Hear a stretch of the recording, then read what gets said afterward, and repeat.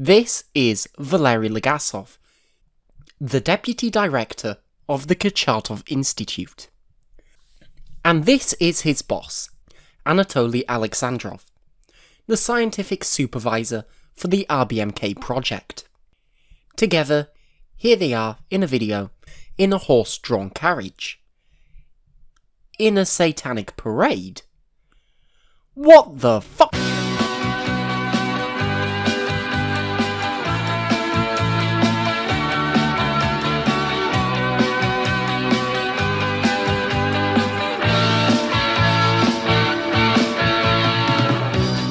Okay, so we have a lot to explore here.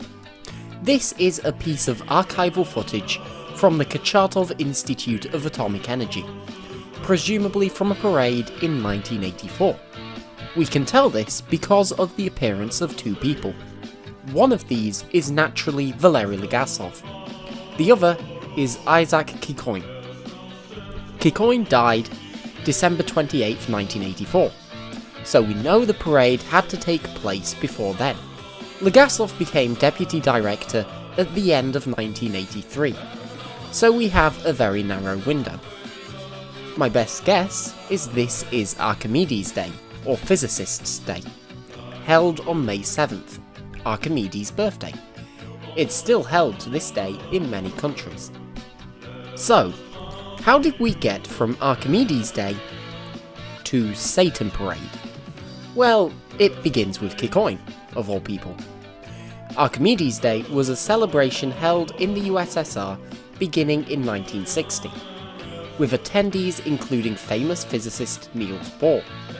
One of these events included a puppet show on the 25th anniversary of the founding of the Kurchatov Institute, where many of the leaders, including Alexandrov, were, naturally, turned into puppets.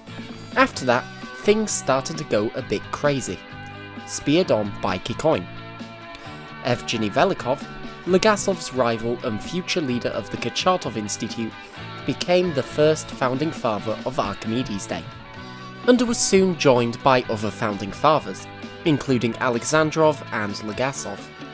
The problem with physicists was that their jokes were too serious for ordinary citizens to understand, and so you end up with the media effectively blacking out the shows, denied permission to share the footage or photos they captured.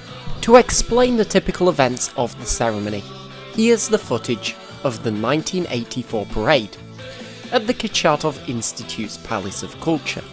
It always starts with the horse-drawn cart carrying the leaders of the Academy of Sciences. А сейчас на нашей арене появился не нуждающийся в представлении директор института, президент Академии наук СССР Анатолий Петрович Александров, вице-президент Академии наук СССР Евгений Павлович Великов, первый заместитель директора института Валерий Легасов, заместитель директора, главный инженер института Евгений Олегович Адамов, заместитель директора института академик Исаак Константинович Кикоев, заместитель директора института, член-корреспондент Лев Петрович Яхтистов. And then after that, we have a procession of all of the physics departments of the Academy of Sciences, who competed to have the greatest outfits and designs. For example, these people seem to have a giant ghost thing. You'll also see in the crowd a few people wearing top hats. This was tradition for the events. There's even a photo of Alexandrov wearing one of these. Behind them, we see the more devilish themed group, with angels and devils alternating. You'll also see quite a lot of segregation between men and women, as the men would often compete in sports such as pentathlons on the day, or even jousting while carrying women. And the women competed in beauty pageants, with Miss Plasma, Miss Solid State, Biomiss, Miss Reactor, and so many more up for grabs. And then we have a dude in a boiling cauldron, flanked by 3 witches chasing after him. I assume you can guess the theme here. And then more devils with signs behind them. After this procession, there would be a series of speeches by the heads of the departments, normally telling jokes, often about the poor state of the country, but also science experiments. One time, Kikoin even created a fire-breathing dragon for the show, which unfortunately failed due to some issues with the springs either spring-locking or misfiring. The Anti-Scientific Council was formed to make humorous scientific performances on the day, including UFO sightings and a poem to memorise pi to 100 digits. And once they were done, the sports and the teaching of children would fill the rest of the day. Music would fill the night, and that's how the celebration goes. So that's it. That's pretty much it. No sacrificial rituals, no demonic possession, just scientists having crazy fun, like we've seen at CERN before. The problem is mocking the devil and Christianity don't go hand in hand, and when you see this in a lack of context, things go belly up. In the future, I will do a video on the many links between Chernobyl and religion. But for now, all you need to know is that some Christian groups, especially Christian Orthodox, have tried to place a divine connection to the explosion. It wasn't poor design, it was God's fault according to them.